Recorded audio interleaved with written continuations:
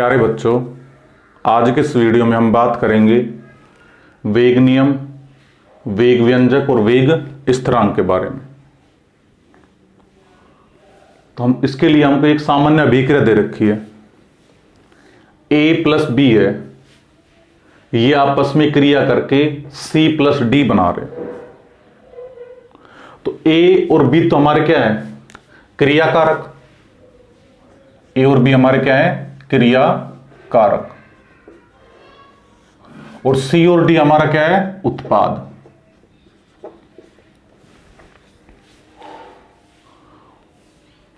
अब a है, मान लो इसके स्मॉल a अणु अभिक्रिया में भाग ले रहे हैं।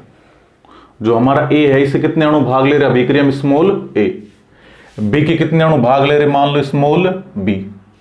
c के कितने अणु भाग ले रहे, स्मॉल c। और d के भाग ले रहे, स्मॉल d। तो ये जो कैपिटल B, कैपिटल C और कैपिटल D, इनके आगे जो स्मॉल a, b, c और d लिखे हुए हैं, ये कहलाते हैं स्टोइकियोमेट्रिक गुणांक, या इनको बोल सकते हैं रस समीकरणमितीय गुणांक। तो ये हमारे क्रिया कारक a और b, c और d हमारे उत्पाद हो गए।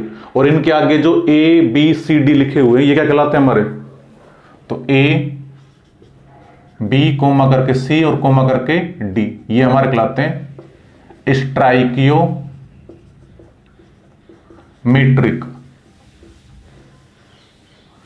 गुणांक, या इसको हम क्या बोल सकते हैं हिंदी में, रस समीकरणमितीय गुणांक।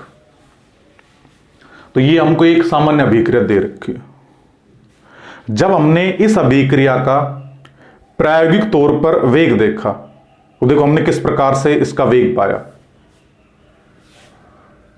तो प्रायोगिक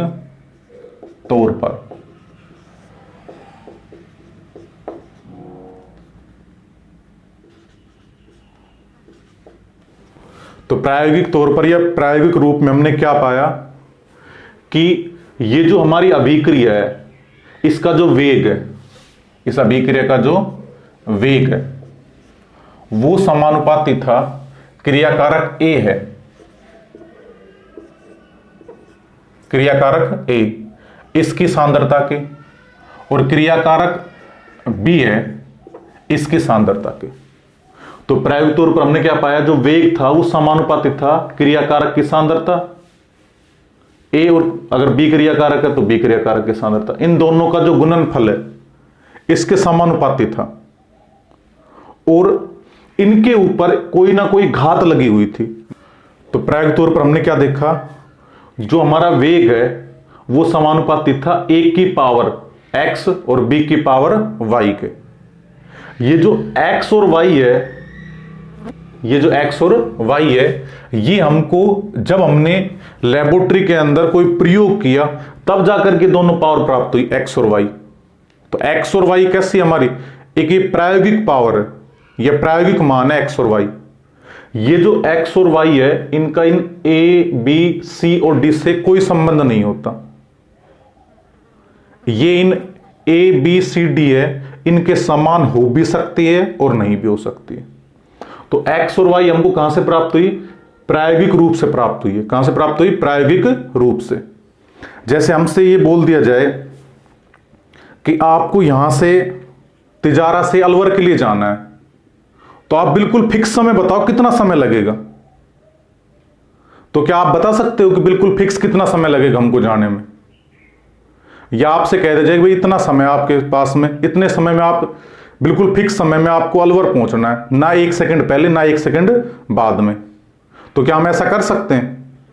तो इसका आंसर क्या आएगा कि हम, अगर हमको यहां तिजारा से अलवर जाना है, तो पहले हम अपनी गाड़ी से या किसी भी बस द्वारा तिजारा से अलवर पहुंचेंगे, तब हम बताएंगे कितना समय लग सकता है, क्योंकि रास्ते में हो सकता है ट्रैफिक हो, जिसकी वजह से जाम लगा हो, हमको और ज्यादा टाइम लग जाए। या फिर ऐसा हो कि सड़क बिल्कुल साफ हो सकता है, हम 2, 4, 5 मिनट पहले पहुंच सकते हैं। तो ये तो हम जब प्रयोग करेंगे या रास्ते से जब हम खुद जाएंगे तभी हमको पता चलेगा। तो ये जो x और y होते हैं, ये प्रायोगिक मान होते हैं। अगर ए और बी है, इनसे इनकी जो समानता है वो हो भी सकती है, नहीं भी हो सकती। अगर समानता है तो वो एक संयोग है, ऐसा नहीं कि इनके हमेशा समान होंगे। तो ये बात हमको ध्यान रखने की यहां पर। तो वेग समानुपाती किसके होता है? जो क्रियाकारक होते हैं इनके सक्रिय द्रव्यमान के गुणनफल के ऊपर कोई पावर है वो लगाकर हम व्यक्त करते हैं किसको? वेग को। तो वेग समानुपाती हो गया ए की पावर एक्स और बी की पावर वाई के। और ये एक्स और वाई कहां से है? एक्स व वाई प्रायोगिक रूप से प्राप्त होते हैं। ये ए व बी के समान हो भी सकते हैं और नहीं भी।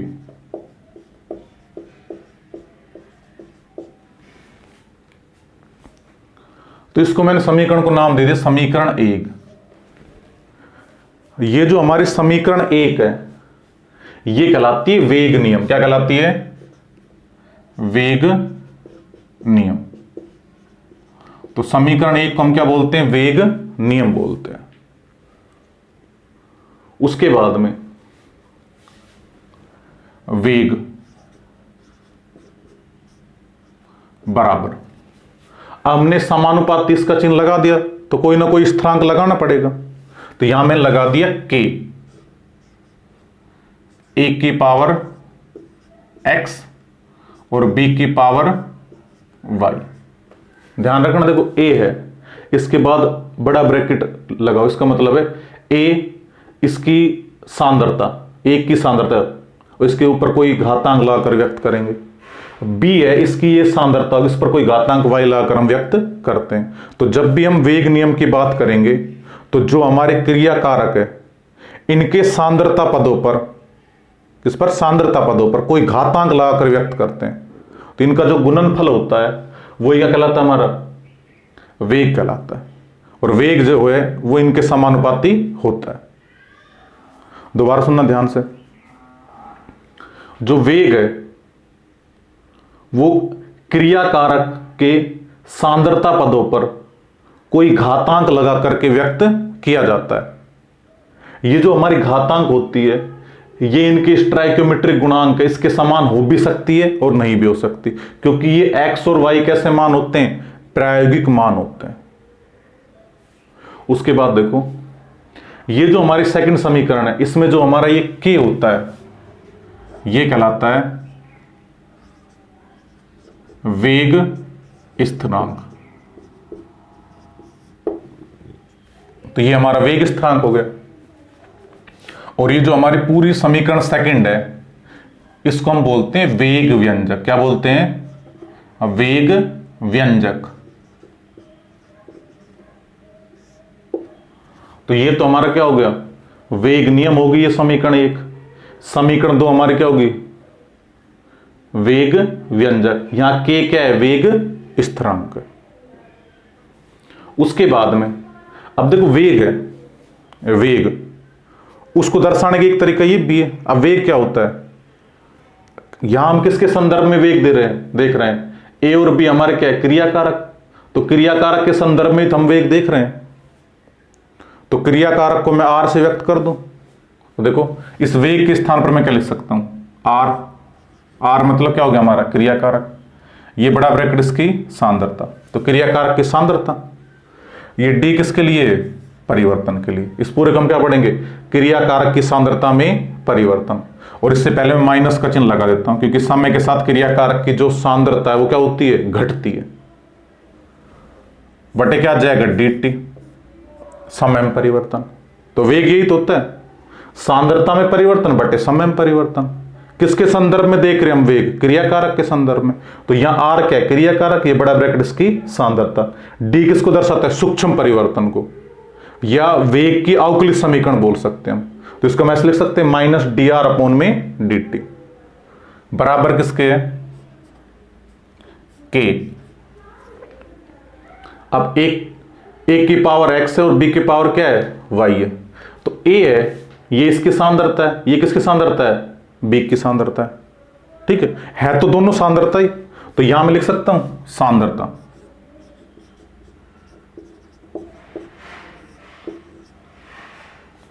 और इसकी पावर अब x और y है, क्या x और y, इन दोनों को मैंने जोड़ दिया, x प्लस y, इन दोनों को जोड़कर मैंने एक नया नाम दे दिया n। क्या नाम दे दिया, n। तो वेग है, यहां k लिख लिया मैंने, a की पावर x और b की पावर क्या है y, ये एक की सांद्रता है, ये b की सांद्रता है, दोनों सांद्रता, तो मैंने यहां पर केवल यहां सांद्रता लिख दिया, और x और y को जोड़कर क्या लिख दिया मैंने, n। तो यहां आ गया n। ये जो हमारा n होता है, n, ये कहलाती है अभिक्रिया की कोटि। क्या कहलाती है, अभिक्रिया की कोटि कहलाती है, ऑर्डर ऑफ रिएक्शन, अभिक्रिया की कोटि। ये 0, मान लो n की वैल्यू हमारे पास कितनी आ जाए, 0, तो इसका मतलब होता है शून्य कोटि की अभिक्रिया। n मतलब 0 क्या होता है, शून्य कोटि की अभिक्रिया।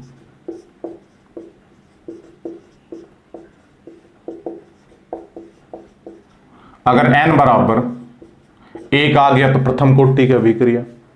तो जो हमारा n होता है ना, इसका मान 0, 1, 2, 3, 4 या भिन्न में भी हो सकता है या ऋणात्मक भी हो सकता है। तो n क्या कहलाएगा, अभिक्रिया की कोटि। n का मान 0 का मतलब होता है शून्य कोटि की अभिक्रिया है, n का मान 1, इसका मतलब होता है प्रथम कोटि की अभिक्रिया है। उसके बाद में, अच्छा ये हमारा वेग था, तो वेग को हमने ऐसे भी लिख सकते हैं। अच्छा वेग वैसे सामान्य रूप से हम बोल ले तो वेग क्या होता है, सांद्रता बटे समय, तो हम इसको ऐसे भी तो लिख सकते हैं। तो वेग की जगह पर क्या लिख सकते हैं, सांद्रता बटे समय।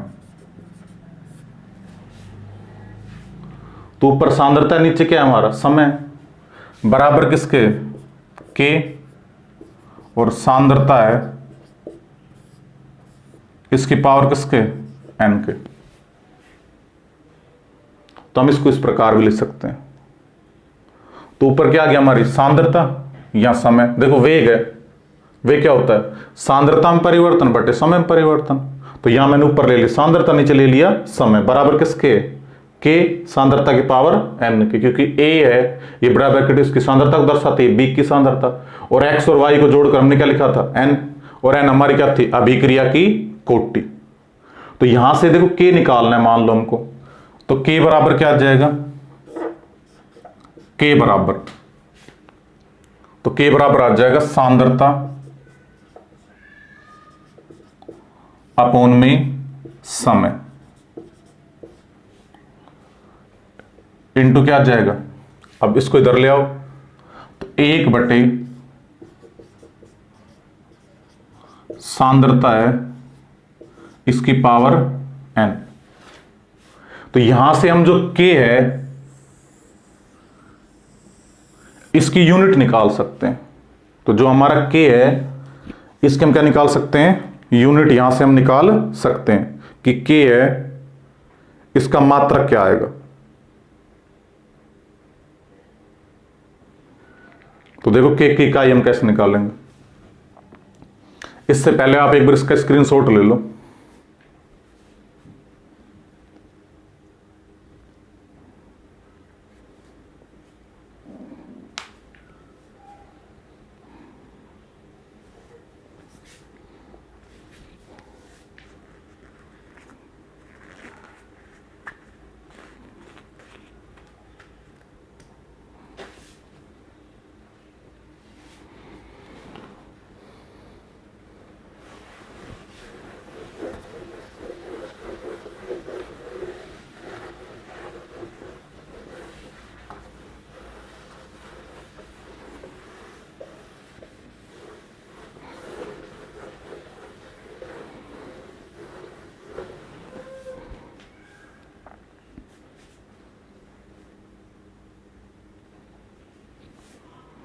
तो देखो हमारे पास में k बराबर ये आया था सांद्रता बटे समय इंटू 1 अपॉन में सांद्रता की पावर n आया था।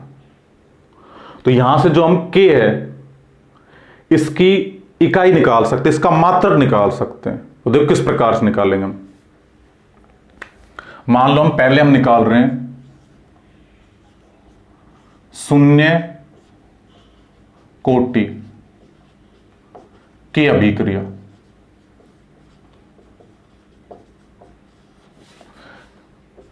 के लिए के की इकाई, या इसको हम क्या बोल सकते हैं, मात्रक। तो सबसे पहले हम क्या निकाल रहे हैं, शून्य कोटि की अभिक्रिया के लिए के की इकाई, या हम बोल सकते हैं इसको मात्रक। तो देखो किस प्रकार से निकालेंगे। तो शून्य कोटि का मतलब होता है n बराबर कितना है, 0 है। जहां भी लिखा आ जाए ना शून्य कोटि की अभिक्रिया, इसका मतलब क्या होता है, n बराबर का कितना है, वहां पर 0 है। तो ये जो हमको समीकरण दे रखी है, इसमें k है, इसका मान कितना रख देंगे, सॉरी हमको जो ये समीकरण दे रखी है, इसमें n का मान कितना रख देंगे, हम 0 रख देंगे। तो समीकरण क्या थी हमारी, k बराबर सांद्रता बटे समय गुणा 1 में सांद्रता है, इसकी पावर कितनी थी, n थी। तो k बराबर, अब देखो यहां n की वैल्यू हमको कितनी रखनी है, 0। देखो सांद्रता है, पहले सांद्रता को हम सामान्य मोलरता के रूप में लेते हैं, और मोलरता का मात्रक क्या होता है, मोल पर लीटर। तो यहां हमने सांद्रता का मात्रक ले लिया, मोल पर लीटर। समय को हम सामान्य किस में लेते हैं, सेकंड में, गुणा 1 बटे, अब यहां भी सांद्रता है, सांद्रता का मात्रक क्या होता है, मोल पर लीटर, और इसकी पावर कितनी है, n। अब n की वैल्यू हमको कितनी रखनी है, 0। तो यहां मैंने क्या रख दिया, 0। तो दोबारा ध्यान से देखना, सांद्रता का मात्रक होता है मोल पर लीटर, सॉरी। तो सांद्रता का मात्रक क्या होता है, मोल पर लीटर, क्योंकि सांद्रता को हम सामान्य किस में लेते हैं, मोलरता में लेते हैं। समय किस में आ जाएगा, सेकंड में, 1। अब सांद्रता का मात्रक क्या होता है, मोल पर लीटर, और n की वैल्यू कितनी रखनी है, 0। तो k बराबर, अब किसी की भी वैल्यू 0 मतलब कितना होता है, 1 होता है। ये पूरा पद कितना हो गया, 1 हो गया हमारा। तो मात्रक क्या आ गया, तो ये तो कैंसिल हो गया पूरा, मोल लीटर इनवर्स, सेकंड ऊपर जाकर इसका हो जाएगा इनवर्स का, तो सेकंड इनवर्स। तो मैं इसको k0 लिख देता हूं। इसका मतलब क्या है, 0 का मतलब शून्य कोटि की जो अभिक्रिया है उसके लिए वेग स्थिरांक k की इकाई। तो k का मात्रक क्या हो जाएगा, mole litre inverse second inverse. तो ये तो शून्य कोटि का अभिक्रिया के लिए आ गए। मान लो हमसे पूछ ले n बराबर 1 है, तो n बराबर 1 का मतलब क्या है, प्रथम कोटि की अभिक्रिया। कौन सी कोटि की अभिक्रिया है, प्रथम कोटि की अभिक्रिया। तो देखो इसके लिए हम कैसे देखेंगे, तो k बराबर, अब मैं सीधे लिख देता हूं, देखो k बराबर, अब मात्रक क्या होता है सांद्रता का, मोल लीटर इनवर्स, अपॉन में क्या आ जाएगा, सेकंड इंटू 1 बटे मोल लीटर इनवर्स। अब देखो ध्यान से, ये तो बिल्कुल सेम आ गया। अब यहां पर 0 के स्थान पर n की वैल्यू केवल कितनी रखनी है, 1। तो यहां हम रख देंगे 1। तो n की वैल्यू हमने 1 रख दी। तो देखो मोल लीटर इनवर्स है, इससे ये mole litre inverse cancel out हो जाएगा, तो ये दोनों कैंसिल हो गए। तो बचा क्या, k बराबर, अब सेकंड ऊपर जाकर के इनवर्स का, तो सेकंड इनवर्स, या इसको हम बोल सकते हैं k1। k1 का मतलब हो गया प्रथम कोटि की अभिक्रिया के लिए वेग स्थिरांक k की इकाई। ऐसे मान लो हमको क्वेश्चन में आ जाए n बराबर 2 है, कितना है, n बराबर 2 है, तो इसके लिए वेग स्थिरांक k है, इसकी इकाई बताओ। तो ये जो हमारा फॉर्मूला है, इसमें 0 के स्थान पर हम कितना रख देंगे, 2। तो देखो रख के देखते हैं। तो k बराबर मोल लीटर इनवर्स अपॉन में second into 1 mole litre inverse, और इसकी पावर कितनी है n, और n की वैल्यू हमको कितनी रखनी है 2, तो यहां पर मैंने डायरेक्ट 2 रख दिया। तो देखो ध्यान से किस प्रकार से आएगा, k बराबर, अब यहां इस एक से इसकी एक पावर तो कैंसिल हो जाएगी, तो बचेगा क्या, देखो मोल, ऊपर जाकर इसका हो जाएगा मोल इनवर्स हो जाएगा, तो मोल इनवर्स, लीटर इनवर्स दे रखा है, ये ऊपर चला जाए क्या बन जाएगा लीटर, सेकंड ऊपर जाकर इसका हो जाएगा सेकंड इनवर्स का, तो ये आ जाएगी हमारी K2, यानी कि जो द्वितीय कोटि की अभिक्रिया है उसके लिए वेग स्थिरांक K की इकाई। तो इस प्रकार से हम जो वेग स्थिरांक K है इसकी इकाई बहुत आसानी से निकाल सकते हैं। तो कई बार हमको क्वेश्चन दिए होते हैं, उसमें हमसे वेग स्थिरांक K है उसकी इकाई पूछ लेता है, तो हम अगर शून्य कोटि का अभिक्रिया के लिए पूछे तो आ जाएगा mole litre inverse second inverse, प्रथम कोटि का अभिक्रिया के लिए वेग स्थिरांक K की इकाई पूछे तो आ जाएगा सेकंड इनवर्स, द्वितीय कोटि का अभिक्रिया के लिए मोल इनवर्स लीटर और सेकंड इनवर्स। उसके बाद कई क्वेश्चन इस प्रकार से पूछ लिया, देखो जैसे हमको दे दिया एक अभिक्रिया है, इसमें जो K है इसका मान 3.5 गुणा 10 की पावर 8 सेकंड इनवर्स है, तो इस अभिक्रिया की कोटि बताइए। देखो क्वेश्चन क्या था, एक अभिक्रिया में वेग स्थिरांक K है, इसका मान 3.5 गुणा 10 की पावर 8 सेकंड इनवर्स है, तो इस अभिक्रिया की कोटि बताइए। तो हम तो सोचेंगे भाई पता नहीं कितना कठिन क्वेश्चन आ गया, इसका मात्रक देख क्या है सेकंड इनवर्स, और सेकंड इनवर्स किसके लिए आता है प्रथम कोटि की अभिक्रिया के लिए, किसके लिए प्रथम कोटि की अभिक्रिया के लिए। तो ये अभिक्रिया कौन सी हमारी प्रथम कोटि की अभिक्रिया, K है किसके लिए दे रखा है ये प्रथम कोटि की अभिक्रिया के लिए। ऐसे हमसे देते K बराबर 4.8 गुणा 10 की पावर -2 मोल लीटर इनवर्स और सेकंड इनवर्स, ये दे दिया हमको। तो देखो यहां K बराबर कितना दे रखा है 4.8 गुणा 10 की power -2 mole litre inverse second inverse. हमसे पूछ ली अभिक्रिया कोटि बताइए, तो कौन सी कोटि का अभिक्रिया, देखो यहां K देखो mole litre inverse second inverse, तो इसका मात्रक जो दे रखा है वो किससे मैच कर रहा है शून्य कोटि की अभिक्रिया से। तो यहां पर ये कौन सी कोटि की अभिक्रिया हमारी शून्य कोटि की अभिक्रिया, तो ये पहली वाली कौन सी थी हमारी प्रथम कोटि की, प्रथम कोटि रिएक्शन मतलब अभिक्रिया, ये शून्य कोटि की रिएक्शन मतलब अभिक्रिया। एक बार आप स्क्रीनशॉट और ले लो इसका।